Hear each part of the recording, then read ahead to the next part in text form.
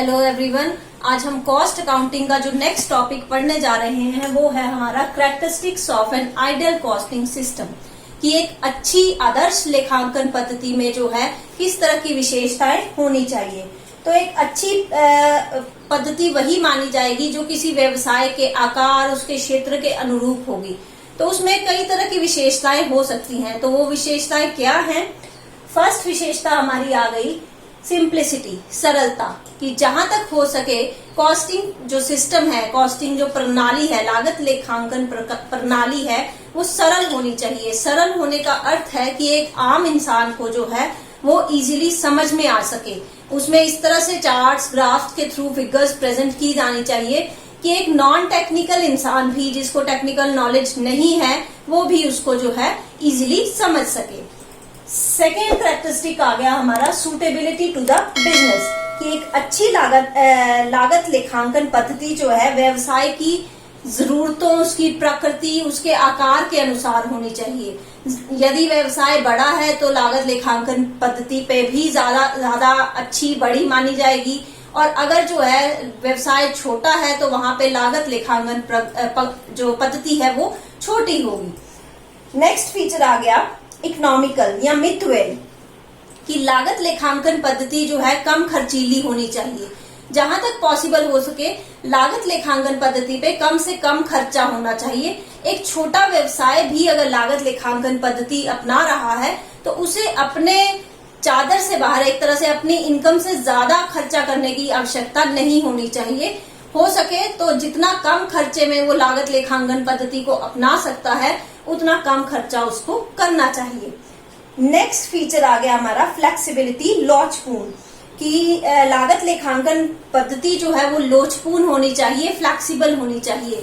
बदलते समय के साथ साथ जैसे जैसे बिजनेस कंडीशंस बदलती जा रही हैं वैसे वैसे लागत लेखांकन पद्धति भी उसके अनुसार जो है बदलती जानी चाहिए।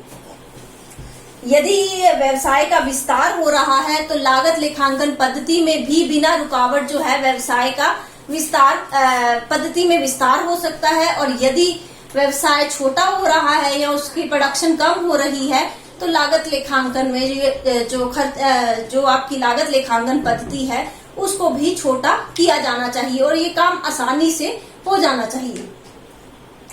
नेक्स्ट जो फीचर आ गया वो आ गया आपका कंपैरेबिलिटी, तुलनात्मक। कि लागत लेखांकन में वर्तमान वर्ष के जो हमारे आंकड़े हैं, जो प्रेजेंट ईयर की हमारी फिगर्स हैं, डाटा है, उसको हम पास्ट के डाटा के साथ भी कंपेयर करने के लायक होने चाहिए।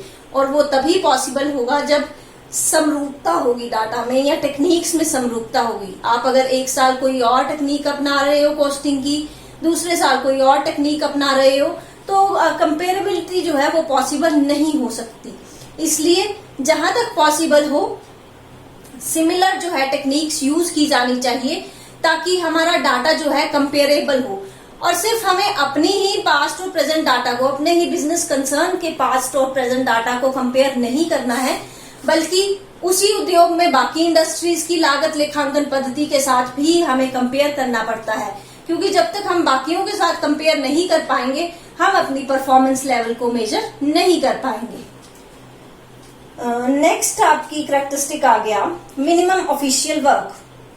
कि एक अच्छी लागत लेखांकन पद्धति में जहां तक पॉसिबल हो सके ऑफिशियल काम या कागजी काम जो है कम होना चाहिए, जिससे एम्प्लॉयज में बोरियत का माहौल जो है ना हो। वो कागजी काम में उलझे रहेंगे तो वो उस काम से बोर हो जाएंगे। लेकिन इसका मतलब ये नहीं है कि जरूरी कागज या जरूरी जो फॉर्म्स भरने थे वो भी ना भरे जाएं। जितना जरूरी है वो ऑफिशियल वर्क जो नेसेसरी है उसको तो करना ही पड़ेगा, लेकिन अननेसेसरी ऑफिशियल वर्क एम्प्लॉयज को देना जो है वो एक आदर्श लेखांकन पद्धति का विशेषता नहीं होनी चाहिए। उसके बाद आ गया आपका minimum change in the present structure. कि जहां तक संभव हो सके लागत लेखांकन प्रणाली को जब हम अपनाते हैं तो उससे जो है संगठन के जो वर्तमान ढांचा है, जो स्ट्रक्चर है, उसमें कम से कम परिवर्तन जो है होना चाहिए। हम लागत लेखांकन प्रणाली शुरू कर रहे हैं अपने व्यवसाय में तो उसमें जो है हमारा संगठन में किसी तरह की जो स्ट्रक्चर है उसमें चेंज नहीं आना चाहिए।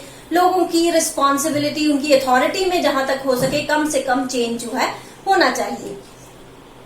नेक्स्ट आ गया uniformity in forms for costing system, कि कॉस्टिंग सिस्टम में लागत लेखांकन में जो है जो हम फॉर्म्स कागज या जो भी फॉर्म्स यूज करते हैं वो हमें जो है अलग अलग रिपोर्ट के लिए अलग साइज के या अलग रंग के यूज होने चाहिए। उनमें सिमिलरिटी, अगर एक ही तरह के फॉर्म है तो हम जो है अलग अलग डिपार्टमेंट के फॉर्म्स को उसमें जो है डिफरेंशिएट नहीं कर पाएंगे।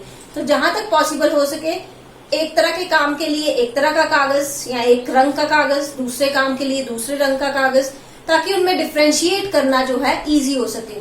और कागज की क्वालिटी भी अच्छी होनी चाहिए क्योंकि फ्यूचर रेफरेंस के लिए भी हमें जो है उन फॉर्म्स की जरूरत पड़ती है। तो फ्यूचर तक संभले रहे वो, तो अच्छी क्वालिटी का पेपर जो है वहां पे यूज होना चाहिए।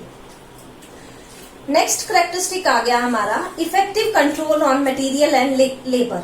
जैसा कि हम जानते हैं कि किसी भी प्रोडक्ट की कॉस्ट में का जो मेजर हिस्सा होता है वो मटेरियल और लेबर का, जिसको हम 60 से 85% तक मेजर कर सकते हैं कि टोटल प्रोडक्ट की जितनी भी कॉस्ट पड़ रही है, अगर 100 रुपए का है तो उसमें से 60 से 85 रुपए सिर्फ मटेरियल और लेबर पर ही खर्च किए गए होंगे।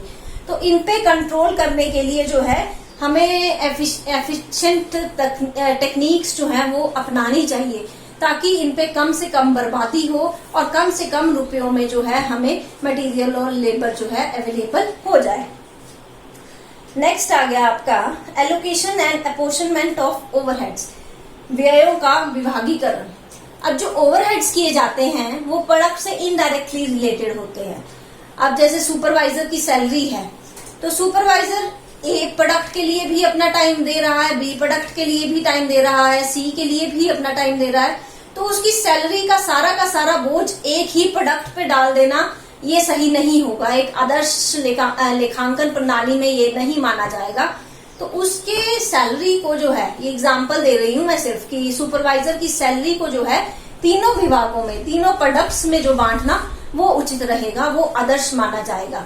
इसी तरह जो चौकीदार है वो अगर हर पूरे फैक्ट्री की चौकीदारी कर रहा है तो उस फैक्ट्री में 4 प्रोडक्ट बन रहे हैं तो उसकी सैलरी भी जो है चारों में बांटनी चाहिए ताकि प्रॉपर जो है हर प्रोडक्ट पे प्रॉपर खर्चा जो है उसको अपोर्शन किया जा सके। नेक्स्ट आपका कैरेक्टरिस्टिक आ गया reconciliation of cost account and financial accounts, कि अगर किसी संस्था में लागत लेखांकन और हमारी वित्तीय लेखांकन दोनों पद्धतियां एक साथ उपयोग में लाई जा रही हैं तो दोनों के डाटा में विश्वसनीयता बनाए रखने के लिए, कि दोनों की सत्यता मापने के लिए जो है हमें दोनों पद्धति के डाटा को आपस में मिलान करना उनका जरूरी है।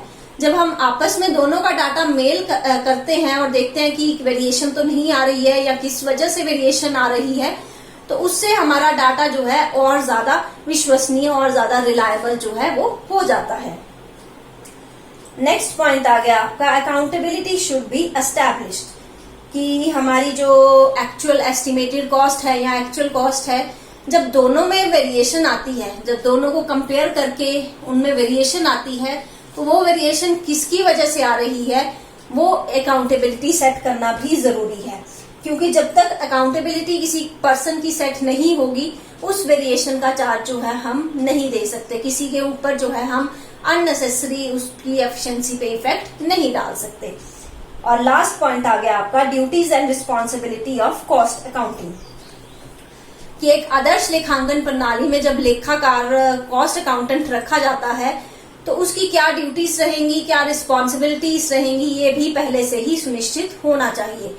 लागत लेखाकार को किस डिपार्टमेंट से कौन से फॉर्म्स अवेलेबल होने चाहिए, वो किसी भी डिपार्टमेंट में जाके लागत लेखांकन से संबंधित कागजी चीजें जो है वो प्राप्त कर सकता है। तो ये सारी अथॉरिटीज जो है उसके पास होनी चाहिए।